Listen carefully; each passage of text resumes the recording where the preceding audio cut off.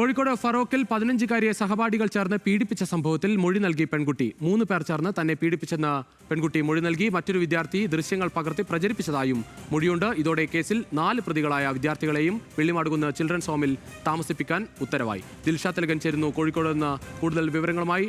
ദിൽഷ, എന്താണ് പെൺകുട്ടിയുടെ മൊഴിയുടെ കൂടുതൽ വിശദാംശം?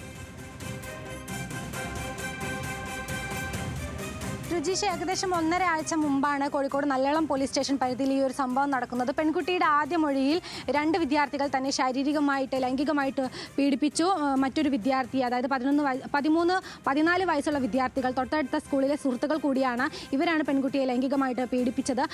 ഒരു 6ാം ക്ലാസ്സിൽ പഠിക്കുന്ന ഒരു 11 വയസ്സുകാരൻ പീഡന ദൃശ്യങ്ങൾ പകർത്തി പ്രചരിപ്പിച്ചു എന്നതായിരുന്നു പെൺകുട്ടി ആദ്യം നൽകിയ മൊഴി. എന്നാൽ കഴിഞ്ഞ ദിവസം പെൺകുട്ടി നൽകിയ മൊഴിയിൽ 3 പേർ തന്നെ ശാരീരികമായിട്ട് ഉപദ്രവിച്ചിട്ടുണ്ട് എന്നാണ് പെൺകുട്ടി ഇപ്പോൾ പോലീസിന് മൊഴി നൽകിയിരിക്കുന്നത്.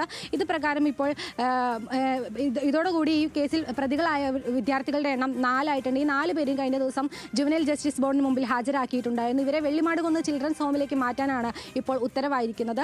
ഈ പെൺകുട്ടി നേരത്തെ തന്നെ ഈ പീഡന വിവരം പുറത്ത് പറഞ്ഞിട്ടുണ്ടായിരുന്നില്ല. അവിചാരിതമായിട്ട് ഈ പീഡന ദൃശ്യങ്ങൾ ഒരു മൊബൈൽ ഫോണിൽ കാണാനിടയായ പെൺകുട്ടിയുടെ ബന്ധുവാണ് പെൺകുട്ടിയുടെ കുടുംബത്തെ ഈ വിവരം അറിയിക്കുന്നത്.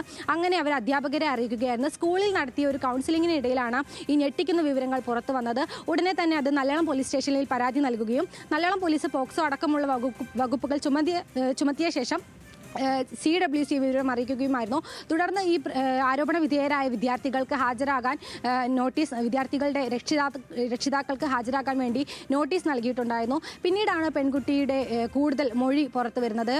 കേസിൽ 4 വിദ്യാർത്ഥികളുണ്ട് എന്നുള്ള കാര്യം. എന്തായാലും ഈ 4 പേരെയും കഴിഞ്ഞ ദിവസം ജുവനൈൽ ജസ്റ്റിസ് ബോർഡിന് മുമ്പിൽ ഹാജരാക്കിയിട്ടുണ്ട്.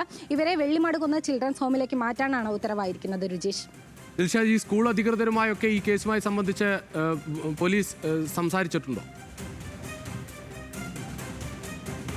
തീർച്ചയായിട്ടും രുചീഷ്, നേരത്തെ സൂചിപ്പിച്ചതുപോലെ തന്നെ ആദ്യഘട്ടത്തിൽ പെൺകുട്ടി ഈ വിവരം പേടിച്ചതുകൊണ്ടായിരിക്കണം ആരോടും പുറത്തു പറയാൻ തയ്യാറായിരുന്നില്ല. പിന്നീട് രക്ഷിതാക്കൾ വഴി സ്കൂൾ അധികൃതരുമായി ബന്ധപ്പെട്ടു. സ്കൂൾ അധികൃതരോടാണ്, സ്കൂളിൽ നടത്തിയൊരു കൗൺസിലിങ്ങിലാണ് പെൺകുട്ടി ഈ വിവരം പുറത്തു പറയുന്നത്. സ്കൂൾ അധികൃതർ തന്നെയാണ് ഈ വിവരം പോലീസിന് കൈമാറുന്നത്.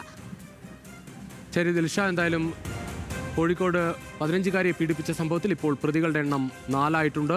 അവരെ ചിൽഡ്രൻസ് ഹോമിലേക്ക് മാറ്റി.